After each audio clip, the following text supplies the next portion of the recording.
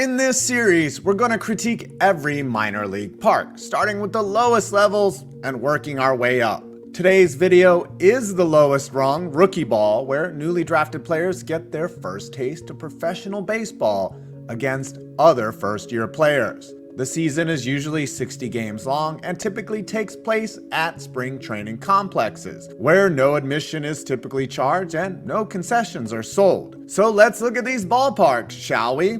Rookie League, Florida. The ballpark of the Palm Beaches, West Palm Beach, Florida. I've actually been to this one. It's a huge sprawling complex with 12 full-size baseball fields along with one main stadium for the big league club during spring training. The Rookie League games are usually played at these outside fields, which replicate their respective big league parks' dimensions. Rapper Travis Scott purchased the naming rights to the main stadium in 2024 to promote his cacti drink. I believe the practice trash cans have since been removed from the Astros camp. Bobby Maddox Training Center, Dunedin, Florida. Another large spring training complex, Bobby Maddox at Engelberg, features 6 full-size fields and an indoor facility.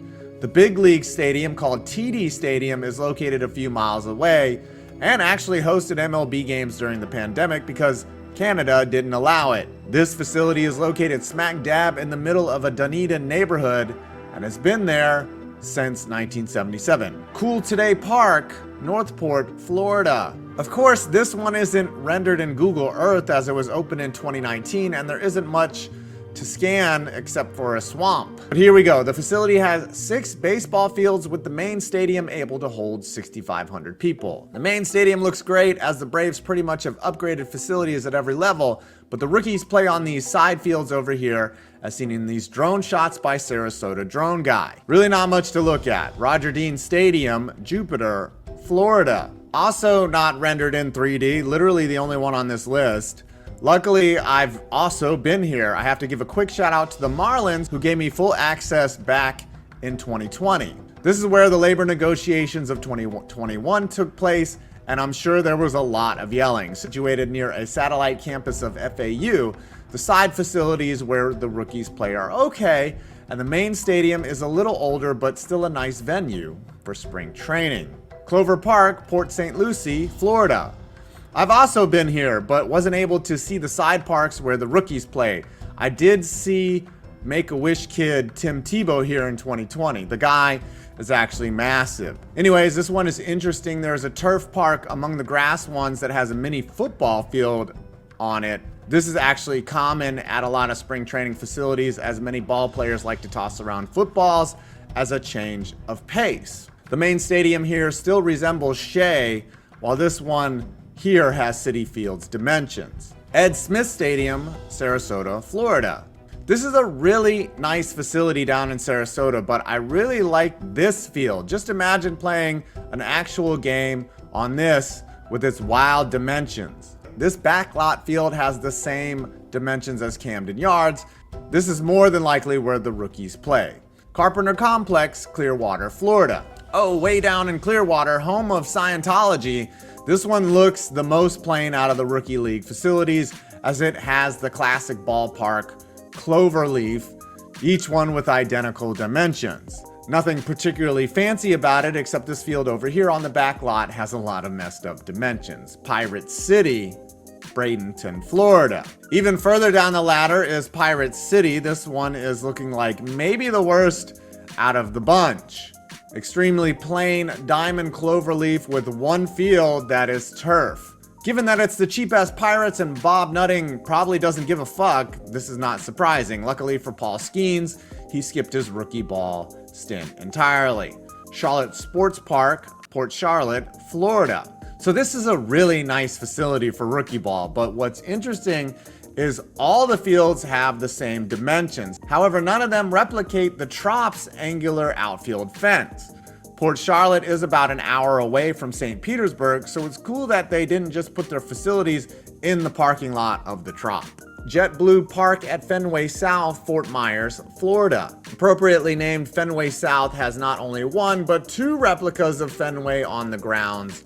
though this one looks like it has a clear monster rather than a green one. Opened in 2012, it's right next to the Fort Myers Airport in a growing part of the suburbs. Tiger Town, Lakeland, Florida. So some facilities have very generic fields that don't replicate the big club's dimensions. This is one where all of them basically have the same fences as Comerica Park. I'm guessing the rookies play on this turf one, but overall this is a nice facility. However, Lakeland is pretty hot and swampy. Lee County Sports Complex, Fort Myers, Florida. A sprawling complex next to a Florida swamp. The Twins' rookie ballpark is one of the older ones, as it was opened in 1991, the last time the Twins sniffed a World Series. This building is interesting. It's either offices or housing for the players, as it looks like an on-site hotel. Wouldn't that be nice if you're a rookie playing for $19,800 a year? Before in 2023, the rookie salary was $4,800 a year. This is wild. Wildheims Complex, Tampa, Florida.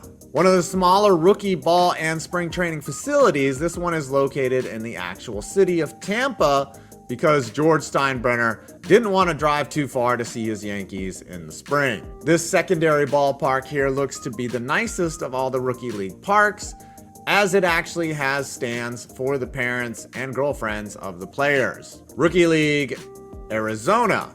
Let's travel out to Arizona, where the teams based on the West Coast have their rookie league facilities. American Family Fields of Phoenix, Arizona. The main stadium here features odd dimensions, but not a replica of the Brewers' home field in Milwaukee. Unlike some of the Florida Complex League teams, the main stadiums don't double as minor league parks for other levels. But still, it's rookie ball, so they don't get the rock star treatment anyways. This complex received a major upgrade in 2019. Salt River Fields at Talking Stick, Scottsdale, Arizona. Overall, just a fantastic facility. Salt River Fields houses two teams, the Rockies and the Diamondbacks. With 13 full-size fields and a main one that is AAA worthy, both teams treat their rookies well. There is a massive shopping mall across the street, an entertainment district, a Great Wolf Lodge, and of course, a golf course nearby where the Rockies usually end up there on October 1st. Camelback Ranch, Glendale, Arizona. The replacement for Holman Stadium in Vero Beach for the Dodgers and Tucson Electric in Tucson for the White Sox, Camelback Ranch was opened in 2010.